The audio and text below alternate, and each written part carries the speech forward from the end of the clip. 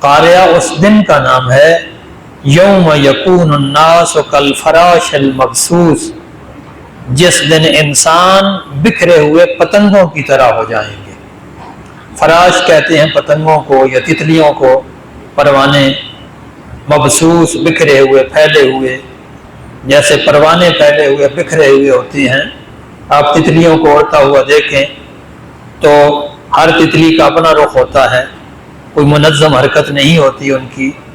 یا اگر پتنگوں کی بات کی جائے، خاص طور پہ یہ جو برسات میں پتنگیں نکلتے ہیں، تو آپ دیکھتے ہیں کہ روشنی کے اوپر جھپٹ پڑتے ہیں اور علیکم السلام، پھر یہ بہت جلد فنا کے گھاٹ اتر جاتے ہیں اور زمین پہ ہمیں بکھرے ہوئے نظر آتے ہیں، پھیلے ہوئے نظر آتے ہیں بڑی تعداد میں۔ وہ ایسا دن ہوگا، قرآن مجید اس کی صفت بیان کر رہا ہے، وہ ایسا دن ہوگا کہ لوگ پتنگوں کی طرح بکھر جائیں گے۔